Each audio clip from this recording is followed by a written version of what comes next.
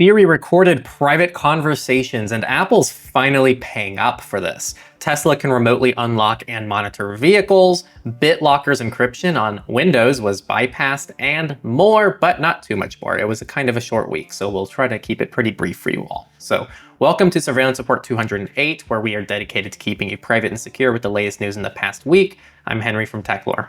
I'm Nathan from The New Oil. And our promo segment this week is the people who make this podcast possible, which is all of our patrons and everyone who sends us tips on LibrePay and Monero. If you join our Patreon, you get access to our Q&A, which we upload every week in the middle of the week. And you also get access to VIP versions of this episode where we on our ends cut out all of these promo segments, and we also include a lot more commentary and kind of analysis on different stories. They're typically a bit longer. I'd say like 20-30% longer for a little bit more of that. And if you don't like Patreon for whatever reason, again, we accept tips now through Monero. And we also have XMR chat if you want a different way to give Monero, but also join our Q&A through a one-time tip, which is really appreciated. So thank you all. And let's get into the highlight story. So the highlight story this week. So Siri unintentionally recorded private conversations, and Apple has agreed to pay $95 million. And this is from a lawsuit that alleges that its voice assistant routinely recorded private conversations that were then shared with third parties and used for targeted ads. So this comes after 5 years of litigation. So this isn't actually anything new. It didn't happen recently, and this came from a long time ago. As part of the settlement, even though they're paying up, they're still admitting to no wrongdoing. So this actually happens because of the feature released in 2014, which was Hey Siri. So it specifically targets the Hey Siri feature, and pretty much sometimes Siri would be inadvertently activated because it thought its name was heard. The only clue that users seemingly had of Siri's spying was eerily accurate targeted ads that appeared after they had just been talking about specific items like Air Jordans or brands like Olive Garden, Reuters noted. And these claims still remain disputed. And even on my end, right, I also question those claims as well. We've seen studies that show if phones are listening and use those for targeted advertising, and most of the evidence comes back negative. The actual reality is a bit scarier, which is you don't need to record your conversations to still give you very, very targeted advertising based on what you're doing on your phones and the things that you click and don't click. That tells a lot more than even what you say sometimes. With that said, it's currently unknown how many customers were affected, and if the settlement is approved, the tech giant has offered up to $20 per Siri-enabled device for any customers who made purchases between September 17, 2014 and December 31st, 2024. Each customer can submit claims for up to 5 devices. Now, lawyers representing Apple users decided to settle, partly because data privacy law is still a developing area of law and posing inherent risks that a new decision could shift the legal landscape as to the certifiability of a class liability and damages. The motion to approve the settlement agreement said, I'm reading, so weird. This was actually initially exposed in 2019 by The Guardian, and that's when the whistleblower alleged that there have been countless instances of recordings featuring private discussions between doctors and patients, business deals, seemingly criminal dealings, sexual encounters, and so on. These recordings are accompanied by user data showing location, contact details, and app data. So definitely a interesting, I guess, finale to this timeline. I'm fairly certain we covered this back when it happened. Was Surveillance Report a thing in 2019? Maybe it wasn't. No, I think that was before Surveillance Report. I was going to say, I think that's before I joined because I don't think I started podcasting until lockdown. Yeah, I don't think I started Surveillance Report until lockdown either. So scratch that. But this has been going on for a very long time. And just a few points of discussion here. So first, this seems to only have impacted the Hey Siri feature. But that's just one of the problems, right? So there was some kind of data sharing that was going on, and it seems like Apple employees had some access to this data as well.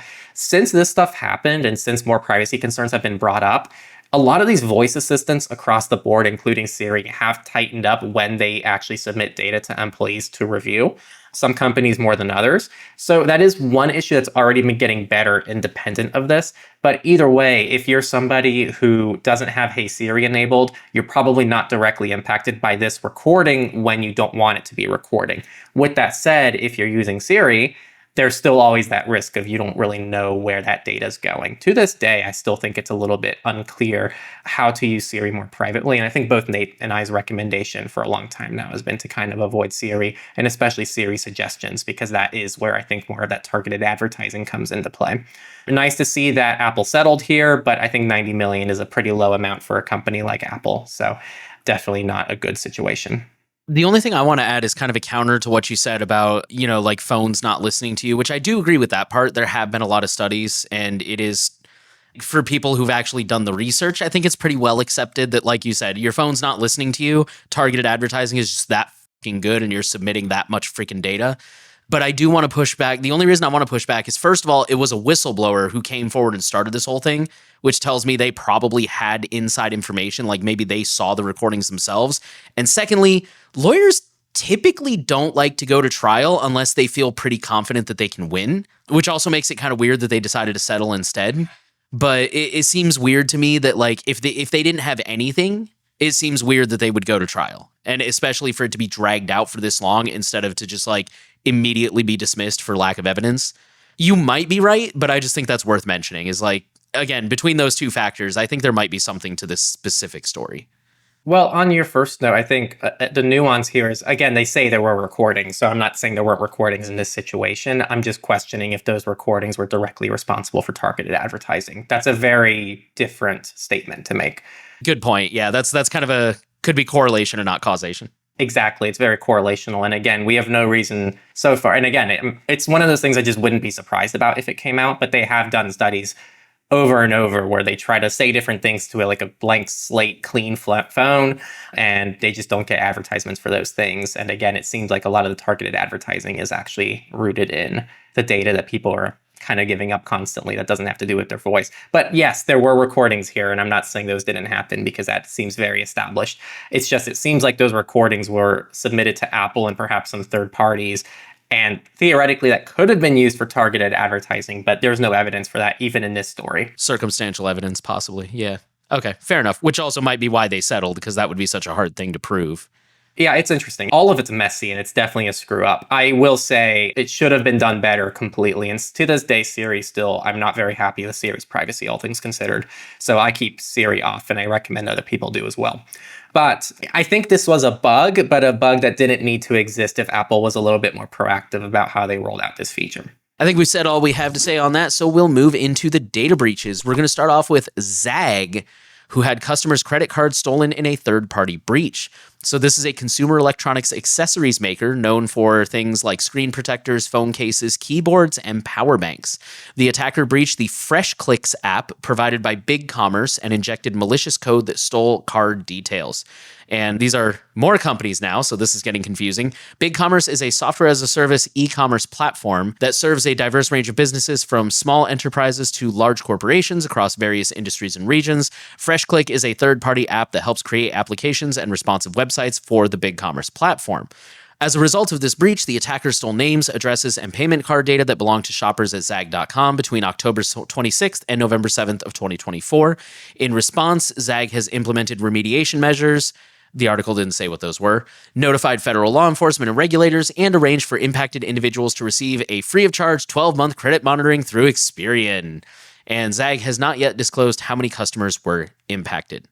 And the second and final data breach of the week is actually from Volkswagen, who leaked 800,000 electric cars and their owners, which were exposed online thanks to an unprotected Amazon cloud storage bucket. They didn't say the word bucket, but I assume it's a bucket.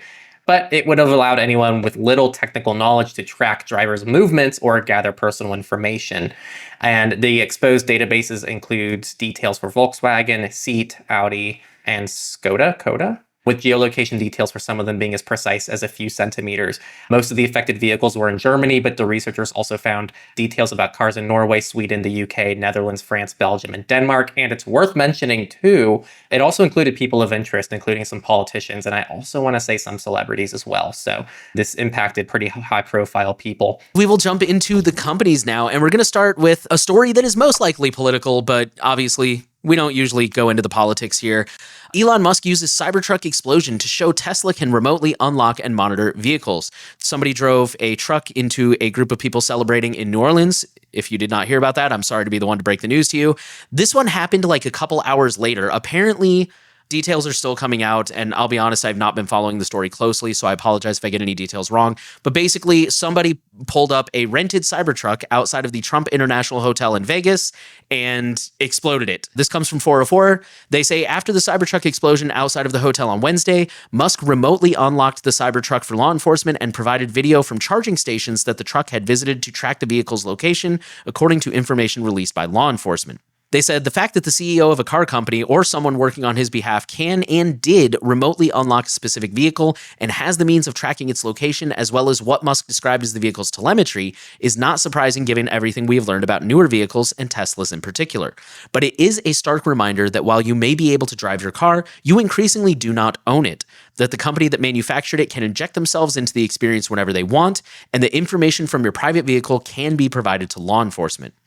They go on to say, we still don't know much about Wednesday's explosion, but Musk and police are operating under the current assumption that this was an intentional car bomb. Under such extreme circumstances, it's easy to look at the way Musk is proactively helping the police and say that it's the right thing to do or a normal thing to do. But surveillance and data collection and sharing that is justified or trialed in extreme situations one day becomes commonplace for more run-of-the-mill situations later on. In the aftermath of the San Bernardino mass shooting, Apple famously refused to help law enforcement break into the shooter's iPhone or undermine its security because doing so would lead to less privacy for everyone. The type of third-party hacking capability that the FBI used to eventually get into the shooter's iPhone in what was then an extreme occurrence is now a capability that even local police have and is used every single day. They end by saying, we already know that cars are increasingly spying on their drivers and the world around them, and this data is not just being shared with law enforcement, it's being used to make money from customers. Last year, the New York Times' Kashmir Hill did a series of investigations about how connected cars record telemetry about their drivers and share it with data brokers and insurance companies. This is not just a Tesla problem. We had a couple research articles, and the first one is that hackers were able to bypass WPA3 security by exploiting its weakest link, which is the user. Some context, WPA was the original authentication that's used when you connect to a Wi-Fi network. So when you type in a password to log into a Wi-Fi network, that's the WPA protocol. And here's what the exploit actually was. So they spawned a WPA3 access point and used the captive portal. So when you're logging into the Wi-Fi network, it says like, oh, accept terms and conditions, etc. It's a login page essentially. And they were able to use this to capture user credentials. They demonstrated that attackers in the middle could initiate a downgrade attack, which forces the network to fall back to WPA2, which allows hackers to capture part of the handshake, which is the process where the device and the Wi-Fi router exchange authentication information. Hackers can use the captured handshake to check if the password is correct and later to create an evil twin, which is a rogue Wi-Fi access point to which other users will connect automatically. This next one we're taking from the Techlore forums because apparently the original article is in German. They titled this Bitlocker encryption bypassed again. So at the Chaos Communication Congress, there's a security researcher and hardware hacker named Thomas Lamberts, and he showed in his presentation Windows Bitlocker screwed without a screwdriver, how Microsoft's Bitlocker drive encryption can be used to decrypt protected Windows 11 systems over the network. This requires one-time physical access to put the device into recovery mode and connect a network cable. It is not necessary to physically open the device. So this exploit belongs to the category of BitPixie attacks and has been documented since the summer of 2022. Microsoft has not yet closed it properly, although the bug has been considered fixed since November of 2022. I didn't put it in the show notes here, but the big thing here is this is also kind of like what we just talked about with the WPA thing. This is kind of like a downgrade attack. I think on the very, very, very latest version of Windows, it won't work. So like step one is once they get it in recovery mode, they have to send it back to an older, what's the word I'm looking for? Like kernel or something like that. They have to send it back to an older version and then they can unlock it. Now we're going to go into the politics, and this is a continuation. So we hope that you're always staying subscribed. Anyway, this is a follow-up to that massive Chinese attack that was happening on the US cellular infrastructure where they were just camping out and all we were getting was, yeah, they have full access to all your messages. We don't really know what to do about it. And that was kind of how the story started. So here is the update. There was a ninth telecom firm which was impacted. They didn't say which one, but it just shows that this is far from over. Another update to this is AT&T and Verizon say their networks are secured after that Salt Typhoon breach. So they have not detected threat actor activity in Verizon's network for some time, and after considerable work addressing the incident, they can report that Verizon has contained the activities associated with the incident. And then they also detect no activity by nation-state actors in our networks at this time, based on their current investigation of the attack, is what AT&T said. T-Mobile also disclosed in November that the Chinese Salt Typhoon hackers breached some of its routers to find ways to move laterally through its network, but the company said that the carrier's cyber defenses stopped the attack originating from a connected wireline provider's network. And early this month, the White House also revealed in a press briefing that the Chinese hackers had breached carriers in dozens of other countries. Now, US telecom Lumen says its network is now also clear of China's Salt Typhoon hackers, and this was done also via an independent forensic analysis confirming the company ejected the Chinese actors from its network, adding that there is no evidence that customer data was accessed during the breach. The US Treasury says that Chinese hackers stole documents in a major incident. So this is the result of a breach from a provider called Beyond Trust. So they called this a major incident. And they said that they were alerted to the breach by Beyond Trust on December 8th, and they were working with CISA and the FBI to assess the impact. That's kind of all we know right now. And also, the US government says companies are no longer allowed to send bulk data to certain nations. This prevents the movement of US citizens' data to a number of countries of concern, which includes China, Cuba, Iran, North Korea, Russia, and Venezuela, all of which the DOJ says have engaged in a long-term pattern or serious instances of conduct significantly adverse to the national security of the United States or the security and safety of US persons. This impacts specific sensitive data, so certain covered personal identifiers like social security numbers, driver's licenses, etc., also GPS location, biometric identifiers, and also genome data. Three other types of data include epigenomic, proteomic, or transcriptomic. Don't know what those three mean, but if you know what they mean, then you know what I'm trying to say. There's also personal health data, which is height, weight, vital signs, symptoms, test results, diagnosis, digital dental records, and psychological diagnostics, and personal financial data as well, like bank accounts and credit cards and whatnot. They outlined the final rule does not apply to medical health or science research or the development and marketing of new drugs, and then also does not broadly prohibit US persons from engaging in commercial transactions, including exchanging financial and other data as part of the sale of commercial goods and services with countries of concern or covered persons. We only have one open source news story this week, and it's not even directly open source, but it impacts open source. Apparently, Xiaomi is dramatically reducing their bootloader unlock policy. It's a pretty short article, but there's really only like 2 sentences that are kind of relevant to what we're talking about. They say a year after introducing waiting periods and a cumbersome community participation and request system, they have slashed the bootloader unlock allowances to just one device per user per year. While the change won't affect the average consumer much, it could derail custom ROM development, which for all we know might be the point. And now Misfits. So there was a dark web facial ID farm warning, and hackers are building identity fraud databases. So this is a dark web criminal operation that appears to have been farming facial ID images along with the genuine identity documents that accompany them, which has been unmasked. The unnamed criminal dark web threat group behind the operation has amassed a substantial collection of identity documents and corresponding facial images, which they said was specifically designed to defeat Know Your Customer verification processes. Such systems play a key role in preventing identity fraud against banks and other financial institutions. What is most interesting in this particular case is that this doesn't seem to have been a matter of scraping compromised biometric data from published stolen databases, but rather it looks like the identities have been obtained by paying users for them. This comes from Bruce Schneier. This is our last story of the week. Gift card fraud.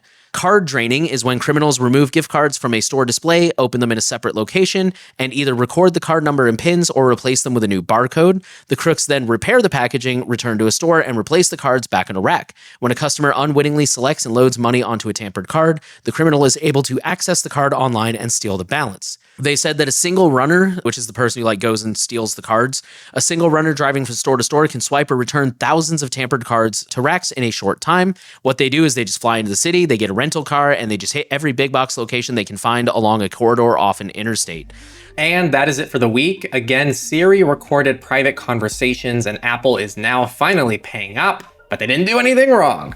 Tesla can remotely unlock and monitor vehicles, Bitlocker's encryption was bypassed, and more. Again, if you like this podcast, we really can't do it without our amazing community support. We're able to be extremely thorough with our sponsors and only pick the best sponsors because we're also able to get funding from our community, and you all just make this podcast what it is. So thank you all. If you want to be a part of that community, we also have a private Signal group that you can join, and you can access that through our Patreon at patreon.com/surveillancepod. You also get access to our Q&A, and you also get access to our VIP episodes as well, where we cut out these segments, and we also include a lot more commentary along the way, which is really exciting for people who enjoy that. There's also LibrePay if you don't like Patreon for whatever reason. They don't allow us to give benefits, so that's just to support the podcast. And then we also have Monero. You can just send us directly Monero. We have our address down in the description. And if you don't want to just tip us, but you also want to join our Q&A, we also have XMR chats where you can just send a Monero tip and leave a message, no personal information at all. And then we can go ahead and answer your question in the Q&A. And we did get a couple of those that you'll see soon in the next few days. And we just want to thank you for being here. If you aren't able to financially contribute to the podcast, all good. You can share the podcast with friends and family and spread word of mouth. We don't do any traditional marketing here. You can also just make sure you're subscribed, make sure you're getting active, give us a rating if that's possible. I always check the ratings and they all look very good. And if you have any feedback, definitely share it with us. We do read all of it. You can also send us stories on the email found on our website at surveillancesupport.tech. And that's all I have. Thank you all for listening, and we'll see you next week.